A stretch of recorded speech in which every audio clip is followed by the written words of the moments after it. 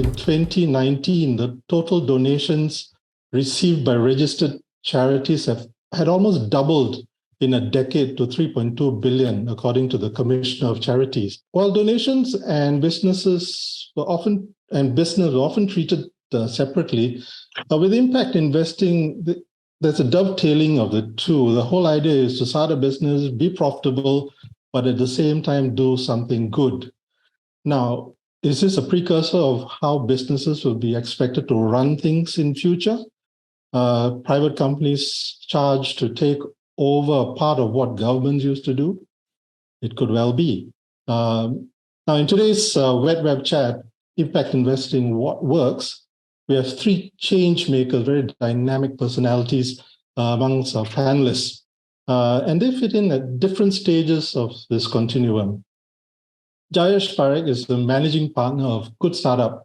He's an investor with a background in starting up things. He co-founded Sony Entertainment Television, a major television network of Sony Pictures Entertainment, which he successfully exited in 2013. He spent over 12 years at IBM in Houston and Singapore and was part of the team that brought IBM back to India. We've also got Jack Sim, who's been on our shows before. He's the founder of the WTO, the World Toilet Organization, which strives to do more good than his other three-letter namesake. And he's also started the BOP Hub. It's a beneficiary organization. So Jack is a serial entrepreneur. He has started 16 companies and is now a serial social entrepreneur. He considers himself a disruptor, thinker, and storyteller. And the intermediary in the continuum, I feel, is AVPN, a regional social investment network that aims to increase the flow of financial, human, and intellectual capital for impact. Its CEO is Nena Subawal Batra, who has helmed AVPN since 2013 and grown the membership base while nurturing the ecosystem of social investors, philanthropists, impact investors, and CSR professionals. AVPN is organizing its massive global conference, Global Challenges, Asian Solution, in Kuala Lumpur from the 20th to the 22nd of June. Welcome, Nena, to today's discussion as well. Having this fabulous global conference coming up, can I leave it to you to maybe talk a bit more about what you think is impact investment and where you see it taking society? Thank you, Kanan, and thank you for inviting me to the show. Absolutely, impact investing is becoming far more important. It's becoming very relevant in today's day and age, and it's becoming so relevant that we are actually having the first of its kind Impact Investing Day focused on Asia at our global conference in Kuala Lumpur on the Impact Investing Day is on the 21st of June. So just to give people a size, an idea of size, you talked about the size of philanthropic giving in Singapore. Well, the Global Impact Investing Network, or the GIN, estimates the size of the worldwide impact investing market to be more than $1.5 trillion as assets under impact. And I think this is a good barometer that explains the increasing recognition of aligning the potential of both financial goals as well as a positive social environmental impact that a corporate can have. You also talked about in your introduction about, is this the future of companies? I think we're already hearing post-pandemic a lot of companies talking about profit and purpose. And I think with impact investing, what is important to see is that it's not just companies that have purpose, but actually companies that have impact embedded in their business model. So they create that company to generate a positive impact. But the company, as you said rightly, has to be profitable. It has to be, a positive economic entity in order to be creating that, creating that social impact on an ongoing basis. Where there is a little bit of confusion in people's minds is that when you create a company, you create a business, and social impact or any impact that it has is a byproduct. It's not the main intention or the main objective of that company. That really is not what impact investing is about. Because if you look at any company, all companies create jobs, all companies have employees. So are all companies impact investments? Not really. So the intentionality of creating impact must be embedded, as AVPN says it, must be embedded in the business model of the company and must be there when the entrepreneur visualizes why they are actually starting the company. Okay. So in that case, then at what point should a business look at entering the impact investment space? So I think a business looks at entering the impact investment space right at the decides whether it's an impact organization or not at the very outset. I think the question should be, when does an investor look at entering, or the impact investment space or becoming an impact investor? And I think that's what is a key question, because impact investments are seen by mainstream investors as carrying more risk. And therefore, they are not so, tuned to actually making investments into companies that are impact organizations. And there are two reasons for this. One is that when you talk about impact, you think it's, anything positive social impact is associated with a discounted financial return. So as an investor, when you're looking at your portfolio and you're, sort of aligning or balancing returns versus what is the kind of impact that you want to make? That's a trade-off that you think you are going to have to make in your mind. It is also seen as being as taking a longer term to sort of give you the kinds of returns that you would look for from a traditional business. So when you look at the continuum of returns and risk, you find that sustainable investment or ESG investment carries low risk and higher returns, and impact investment may carry the same returns, but the runway is much longer, and therefore the risk associated in the minds of investors sometimes is higher, and therefore it falls even more to the right of the of investments made keeping an ESG lens in mind. Okay. Jayesh, having heard what Neena says as an investor, how do you view this space? Yeah, thank you for inviting me today, Kannan.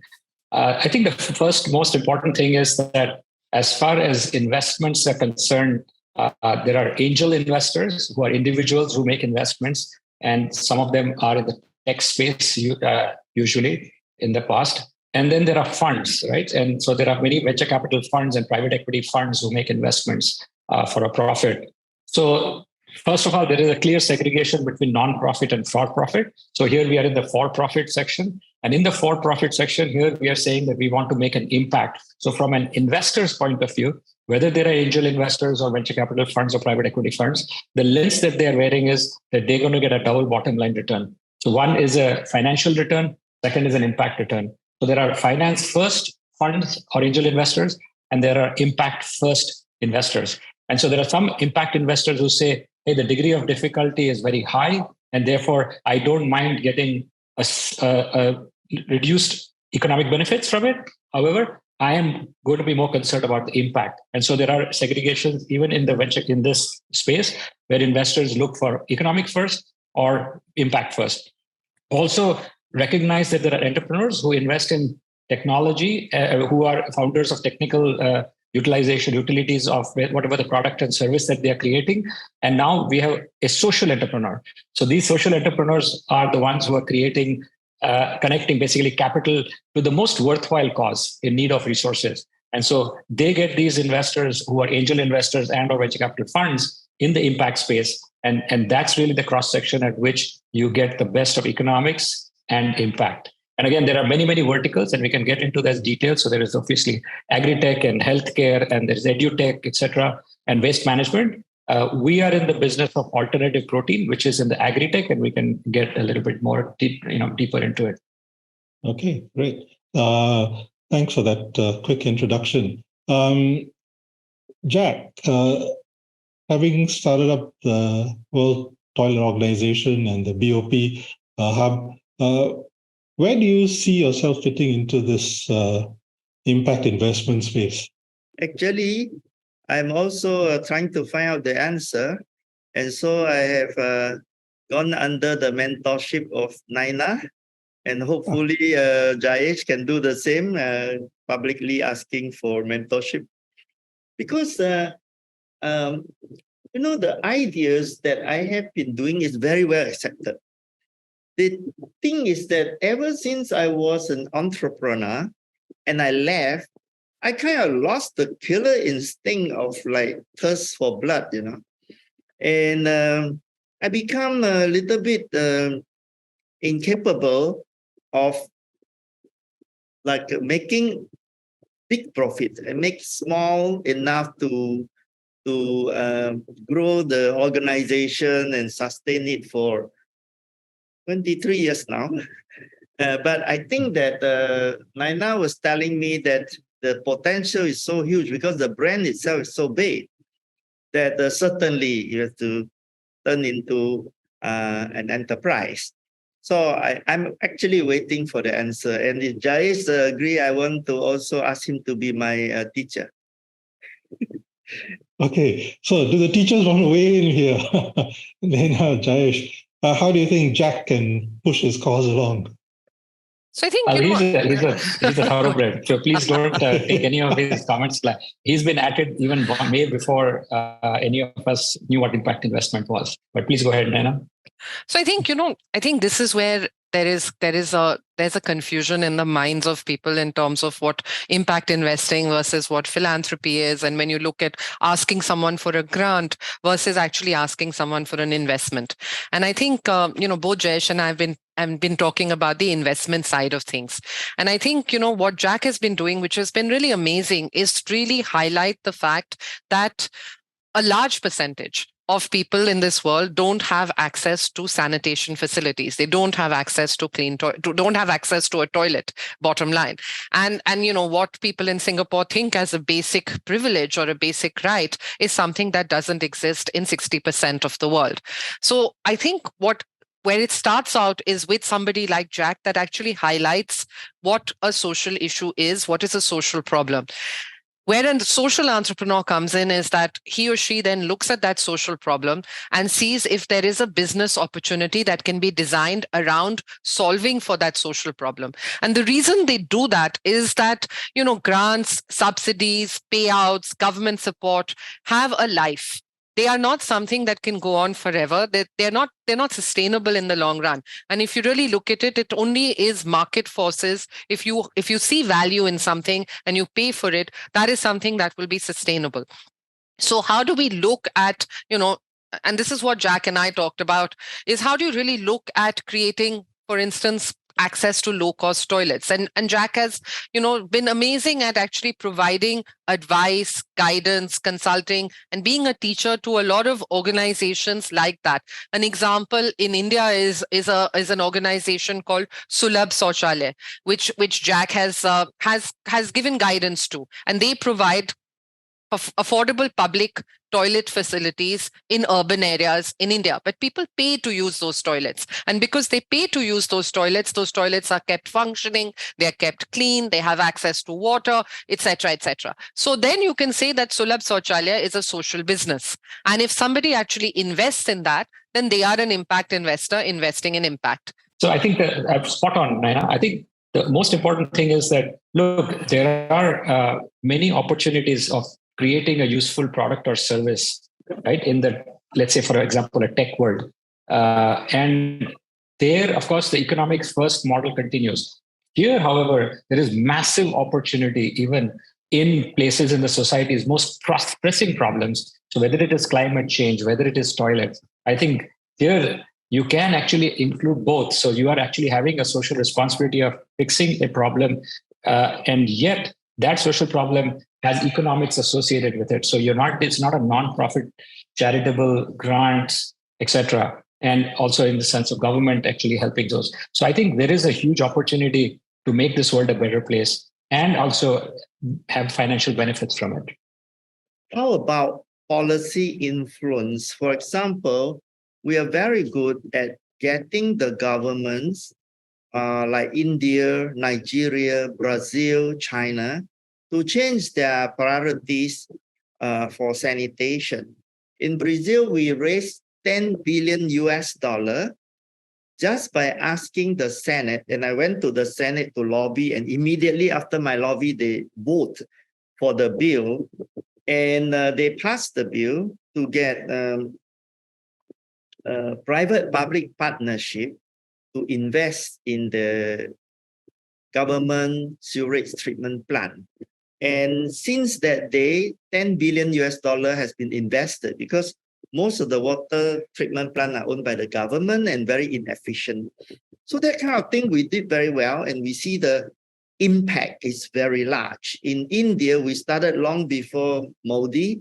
We started with Jairam Ramesh with the Congress Party, and we lobbied the sanitation priority since 2007, culminating to Modi building 110 million toilets, which we follow through and participate with them also. In China, we started in 2004, and the toilet culture was really horrible.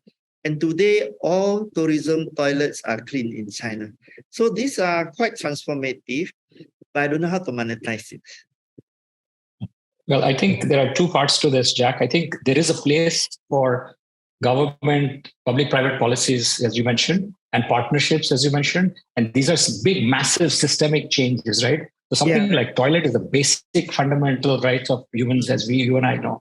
And so that requires definitely the more government involvement you get, the larger the funding, and you get all multilateral agencies to also fund it. I think no issue about that. I think the impact investing space now is at a different level. Especially I look at entrepreneurs and social entrepreneurs, and they're trying to pick up certain problems that the society is facing, and they see a product or a service that could be useful to the society, which has a social development in angle in it. And so those are the ones which, as an angel investor, we are a band of angels and we are impact investors, and we want to promote some of these social entrepreneurs with angel investing. And then it gets followed by impact in funds. So there are many, many impact funds who follow on that. Now, would a government grant be helpful in this? Absolutely. But, I guess usually these are two separate sectors. I mean, young entrepreneurs don't like to dabble with government. There's a bureaucracy. The time it takes years, I'm sure, for you, because you were influential, Brazil voted and immediately approved it. Can you imagine doing that in another country, emerging country, where it takes years before you can get anything of like that approved? So my sense is both of them has its place, and impact investing, the way that Naina described it, really is a different set of problems, not necessarily this grandeur systemic change in a country. I hear something like I'm upstream and I have to go a little bit downstream, because the downstream are the social enterprise, upstream is the policy making and advocacy. Is it something like that? Yeah, you got it. So I have to do at two levels. Like Asia Development asked me to, because all the government are not prioritizing sanitation, only a few big countries are doing that. And they asked me to go and create an app to privatize all the externality of not having the toilet. So my job is to convince all this government that they're already spending a lot of money. They didn't know. So I have to make the calculation and show them that they are paying for healthcare, pollution, loss of income when people are sick, mortality of children, crime for girls missing, girls when they are raped, going to the toilet, and school missing days when they have menstrual problem, and the property price improvement when there is a good proper sanitation, and the tourism income. So we are now creating an app, calculating all this using World Health Organization, famous economist Guy Hutton as our advisor, but I still don't know how to monetize it.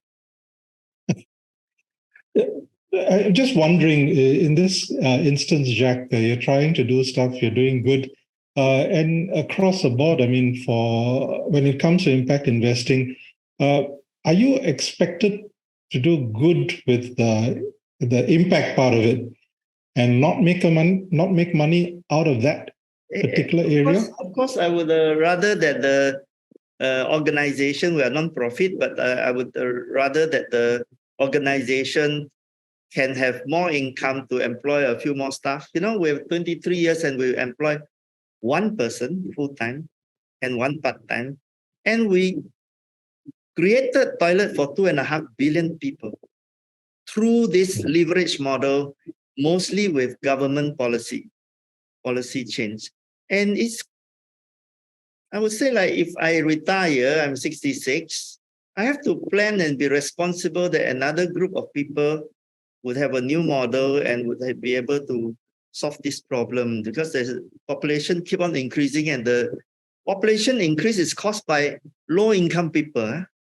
Middle income and rich people, they just replace themselves. Singapore, we don't even replace ourselves. So the population increase, now we still have 2 billion people don't have proper sanitation. So there are a lot of work to do. So I can just give you a parallel. Sorry. Go ahead. Go ahead. And just one small example. I'm involved with an eye hospital. So Akhand Jyoti Eye Hospital is a non-profit in Bihar. Bihar is a low-income state. It's an agrarian society. And they have created a model where 80% they do free surgery and 20% they do paid surgery. But they still can't afford to break even. And so they need donor community to give them grants. And there are people who help them with OPEX. Now they're building a massive 300-bed additional hospital for $1 million. And there are donor community who are coming forward with CapEx. But it's a non-profit. But at some point, they will make enough money from the for-profit side and from these donations to make sure that they can survive. That's one. Two, there are for-profit hospitals in India, which gets invested by impact investors and funds, and they charge a certain amount of money. Most of them are urban hospitals. A few have some rural also. Rural is extremely difficult to do for-profit, but there are for-profit hospitals who do eye surgery, and both those models exist. So I think, to add to that, I think, what Jayesh is saying is right. See, I mean, Kannan, when we were discussing this before, at the bottom of the pyramid, for the absolute poor of the poorest communities that there are across countries, there is no business model. It has to be philanthropy. It has to be supported by donations, by grants, because that particular segment of population cannot afford to pay. But if you look at the segment just above, if you look at the urban poor, you look at lower income communities that are able to pay a certain amount, but they are unable, for whatever reason. It could be lack of education, it could be not having the ability to discern quality. They get ripped off. So if you really look at it, if statistics show us that the percentage that we spend on education and health as a percentage of our wealth is the same across socioeconomic strata. But what happens is that when someone is from a lesser privileged background or an economically disadvantaged background, they often can't tell whether they are getting the quality for what they are paying. That's where impact investing and impact organizations can step in. So again, I'll give you a couple of examples. You have, Jayesh talked about hospitals, talked about Akhand Jyoti. You have Arvind Eye Care, which is a model that has gone from India across Southeast Asia to Australia, where you're looking at providing cataract operations at a fraction of the price that used to be charged, because they have disrupted the process. They have actually broken up the process into small parts so that an eye surgeon is only needed at the very last bit, which is to put the lens in. The rest is done by people that are trained, that are skilled, that in India at least are high school graduates at best. You look at something like LifeSpring Hospital again, low-cost maternity chain of hospitals invested in by Acumen, which is an impact investing organization, an impact investing fund, provides basic deliveries at affordable rates. So they don't do any surgeries. They don't do any C-section cases. For those, they will refer you outside, but they will provide you hygienic, clean services to have a normal delivery. And they will charge you very affordable rates for that. What is the impact in that? A lot of women still die in childbirth because they don't have access to, hygienic, clean, trained, whether it's midwives, whether it's doctors who are actually doing the delivery. Livespring provides those. They provide it at an affordable price, but it is also a business model that is a for-profit business model that actually provides a rate of return to its investors. So impact investing is not philanthropy. It is providing or investing into a for-profit business that has a significant impact outcome, or either in terms of the goods and services it provides, or in terms of the opportunities for employment for a particularly marginalized group of people. Oh, okay. If an organization wants to get into impact investing, it wants to try and do good, how does it identify the cause that it could get into? Is there some sort of register, or is it a personal thing? I feel I want to help people get more toilets, so I go and do that. So how's the decision? So there are metrics. I mean, like with everything else, you have ESG metrics where you measure the environmental impact, the social impact, the way the organization is governed. You also have impact metrics that organizations report on. As Jayesh talked in the beginning when he introduced the subject, an impact investor has a double bottom line approach, or sometimes a triple bottom line approach, where you're looking at not just financial metrics, but you're also looking at the impact outcomes that your investee organization is delivering on. And one of the things that the sector can and should do better is really looking at standardizing these impact metrics. Because if I'm an investor and I'm looking at investing in a hospital in India, or I'm looking at investing in a school in Malaysia, how do I decide where the impact is higher? How do I look at the metrics of impact? So I think one of the things that, we as the industry needs to do better is really to look at impact measurement frameworks or metrics that are standardized. You have Sir Ronald Cohen, who's the founder of the Global Steering Group for Impact Investing, who has been working for the last 3 or 4 years with Harvard on looking at developing an impact tool that aligns with the common accounting standards. You have the impact management process, or the impact management team, which has come out with principles for impact investing. GIN has its own IRIS Plus metrics. So there are already metrics that exist. Unfortunately, we don't have standardized metrics yet, which is a big reason why impact investing is still only a fraction of the amount of capital that is out there for investment in general. So let's say also, Kanan, go ahead, Jack. Say I'm an impact investor. What is my intention? Is it that I want the impact to happen, so that I want to ensure that the enterprise is going to be able to sustain itself to do this because it's profitable and growing, or that I want him to be very profitable so that I can get some dividend, plus it sounds like it is also doing good, which is a weightage. So, Jack, we talked about it, right? There are two extremes to it. You could be doing 99% economic and 1% impact on one extreme, or you could be doing 99% impact and 1% profit, or something in between. There is something 2/3, 1/3, 1/3. So there is not a standard measure. For example, think about the alternative proteins, right? In our space, it's a very innovative area. Outcomes can be very hard to measure, right? As the sector is so new, right? Alternative protein is where, you talk about plant-based meat and cell-based cultivated meat and fermentation, right? So we are saying we're changing the whole food technology, the agrarian, economy. Now, in something like that, you're basically making an investment in innovation, and that can create far more effective utilization of capital and talent. But the path forward is very uncertain. So please include in it a degree of difficulty. I'll just give you a very simple anecdotal example. Let's say that I fund 1,000 kids in Dharavi, right, which is urban poor in Mumbai, right? And the impact I make from it, versus I take 100 kids in Arunachal Pradesh, Northeast India, right? Mountainous terrain, degree of difficulty is very, very high. Which one do you think has made the more impact? There's a degree of difficulty in there. It's not so simple to measure. Say 1,000 kids is 10 times more impactful than 100 kids. It's usually not that simple. I think most people will go to Dharavi and just ignore the Arunachal.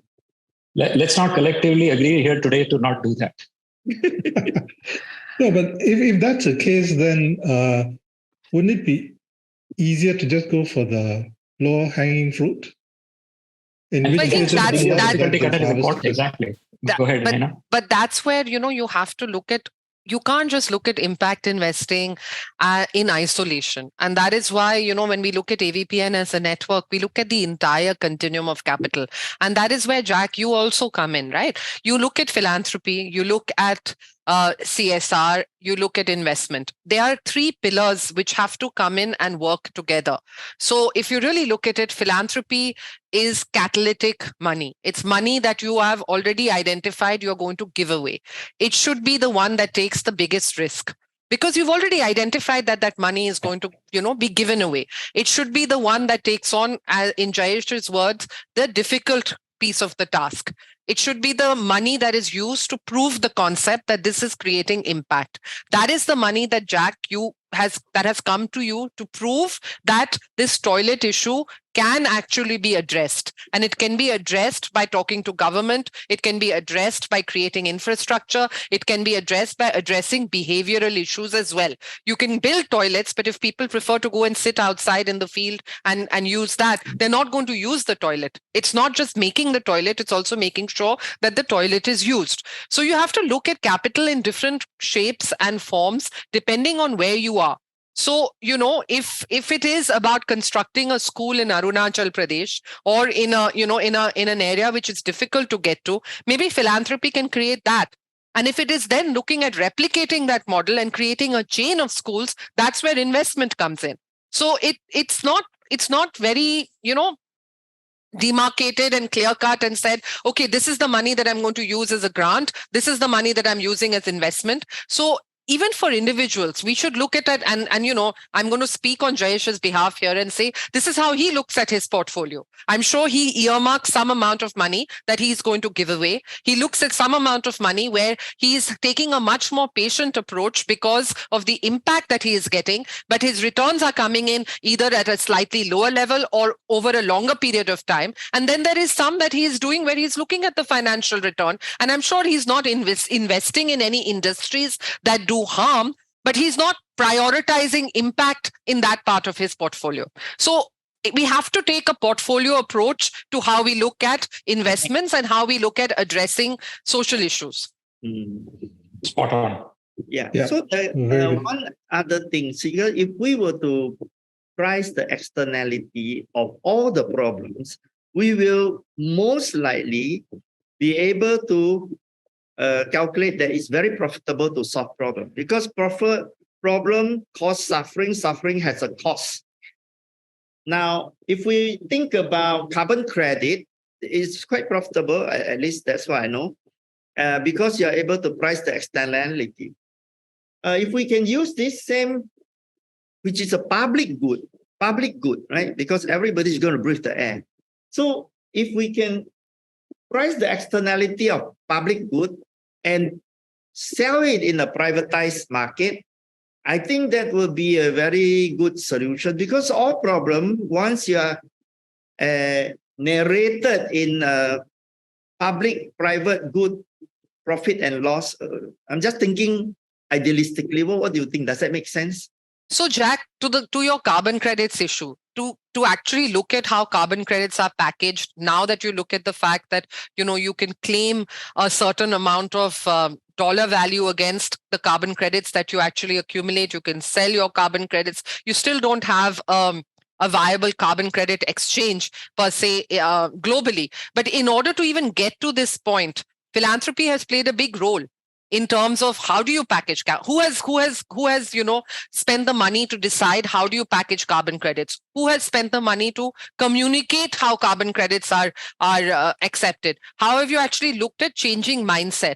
So to create that public good or to attach an economic value to that public good that is being created, philanthropy has to play a role in order to package it, in order to sell it, in order to create a marketplace where it is bought and sold. That is where, you have to have money that is patient, that is able to be given away, that has an appetite for risk, and that you are not sure going in that markets will actually accept that public goods should be traded, and business has a role to play in providing public services. In fact, there's a huge argument in the United States where philanthropy plays such a big role, and millions and trillions of dollars go out in philanthropy, is whether philanthropy should really be taking the role of government in providing these public services. Dana, can I just check with you with AVPN? How do you identify the causes that you work with? So we don't. We are a membership network. Our members actually, we have more than 600 members, and our members support causes from healthcare to education to climate change to gender to water and sanitation. So they are the ones who support all of these different causes. What we have done actually is we have over the past few years, we have looked at climate, health, and gender as three areas where we have tried to aggregate our members and their interests to come in and support in a collaborative fashion.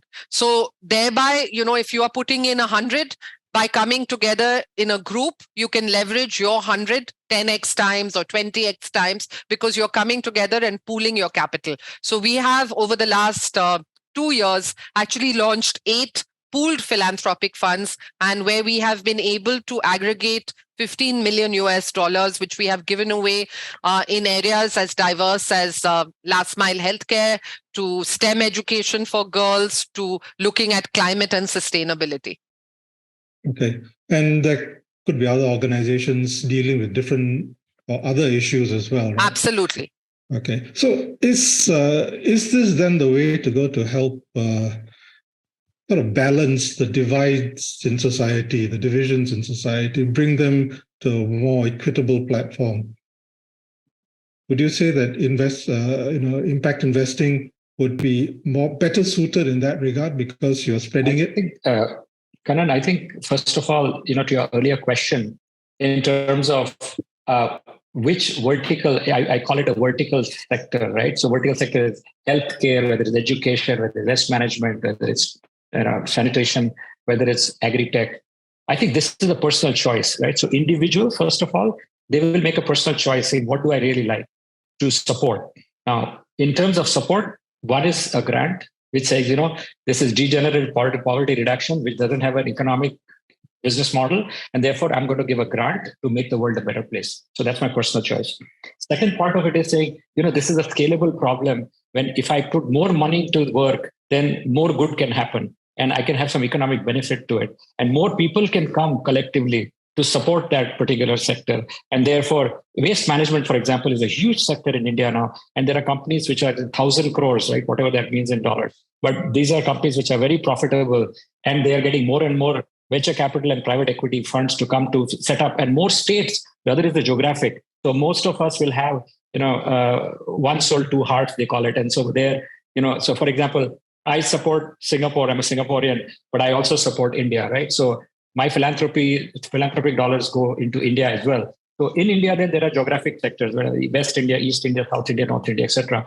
So some people have an intersection of a vertical sector and a geographic, and that's how they give their money. Now, giving their money is philanthropic or invest their money, which is impact investing. And so impact investing obviously takes into consideration the business model, the team, typical, right? Any investment, you want to see the team, you want to see the economics, you want to see the long-term profitability of that company, and then, of course, an exit so that you can get your money back. So one of the things Naina mentioned is, how do I look at my portfolio and my impact investing dollars?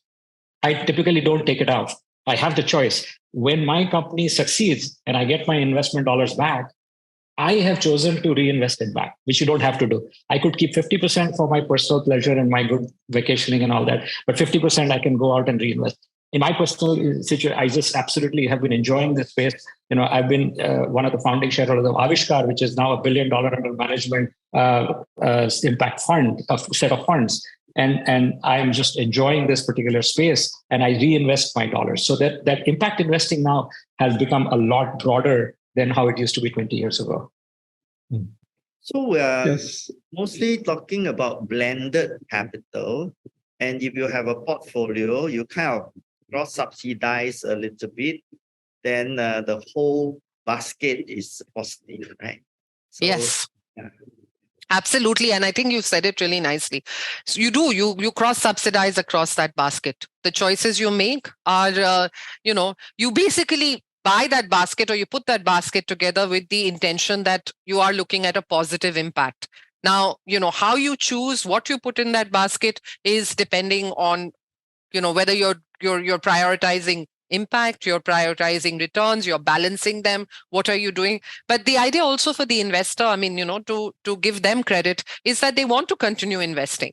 And so it's important for them also to be able to balance their portfolio, because if they put everything in a high risk, high return kind of investment, the chances of actually being able to do or continue as Jayesh has been doing for many, many years becomes that much more difficult. So you have to also balance that. And, and which is why it's really important, especially for any social entrepreneurs who are listening to this, that you have to think about your business as a business first.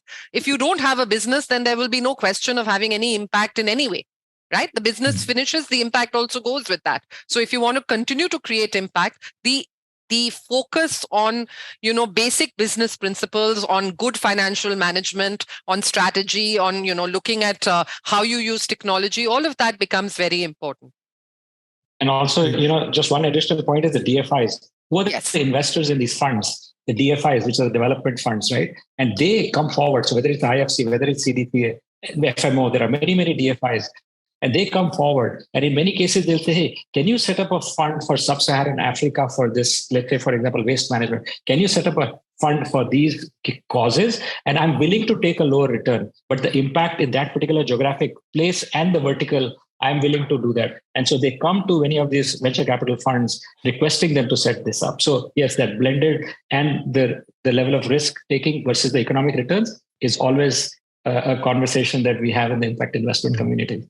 How do we then grow the impact investment trend? Because I see a lot of people, company, window dressing, box checking, greenwashing, rainbow washing, and it's sometimes done so obviously that, come on, you are just, doing gimmicks, So how could we migrate these people to become more serious, or how do we grow the impact investing community? I think the community is growing, Jack. I mean, yes, is it 100% transparent in terms of, how impact is measured? And I think if we had a standard metric to measure in impact that everybody followed, it would be a lot easier to actually say that there is no impact washing. I mean, but we do have standard ESG metrics, and you still have what is called green washing, white washing, blue washing, all sorts of washing. I mean, one would think we run a laundry here, but there is a lot of that. But it's also on the investor. When you actually ask the kind of questions, when you are actually determined that you want to get that double return on your dollar, you want to look at what is the impact that you're creating. You want to be asking the entrepreneur those questions. But it's also, it's a trade-off. Sometimes you talk to social entrepreneurs, or, you and I have had this conversation. Is it, you feel the pressure, oh my God, I should be focusing more on the business aspect of it, and therefore I'm not able to focus on the impact aspect of it. You have to be able to balance both. It's not easy, but you need to be able to balance both. And that's where it's important that, when you have an impact entrepreneur, when you have an entrepreneur that actually has built impact into his or her business model, he has support from investors to keep doing that. The hypothesis is that the investor has come to the table because they like the kind of impact that is being created on the ground. And if that impact was not being created, that investor would go somewhere else, because then they would have a lot of other choices in where to put their money. I just want to find out what's the mood like, with the recent global issues, economies in a bit of a stress situation, post-pandemic blues, political issues, wars going on. Is the amount of money available still at a comfortable level? Has it dropped for your industry? I'd say that for absolutely. what you're trying to achieve? Kanan, I think Yeah, I think, Kanan, I think it's still in place. Recognize that there are large organizations like World Bank and IFC. There are large DFIs who got huge amounts of capital that they want to deploy in this impact space. So I think it's coming. And then there are more and more family offices who are getting involved, right? So the Family Foundation Charitable Trust, they do grants. But now allocation is being given by the family offices to say, hey, I want to segregate, especially the next gen. Next gen are all looking for purpose. We get more investors from next gen in our alternative protein fund. Why? Because the next gen is more interested in purpose. And so I think, yes, the monies are coming. It's not coming as fast as we would like. And thank you for the thumbs up. Finally. No, I think money is not the issue. It's interesting. You hear from social entrepreneurs or people looking for investment. They're like, oh, I can't find investors. You talk to investors, they're like, I can't find investable opportunities. I think we need to have more viable marketplaces where investors and investees can actually find each other, and we can find packages of deals that come at different aspirational levels of returns, aspirational levels of maturity. And that's what hopefully we're trying to do at AVPN, and is actually creating a platform where investors and investee organizations can actually find each other. There's one question here from the audience. It's if an organization is founded as a nonprofit, how easy or difficult is it to bring in impact investing? Or in other words, can the same organization create business models for the same cause? I think usually, Kannan, what happens is that a nonprofit is structured as a nonprofit. So to the extent that you are creating income within the nonprofit to be used as a nonprofit, then you're okay.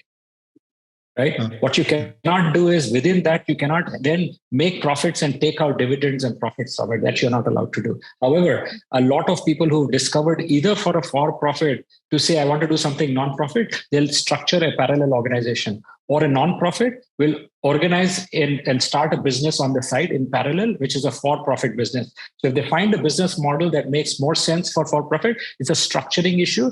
And usually you should not mix the two together. You keep them as two separate entities. Okay. All right. We're winding up now.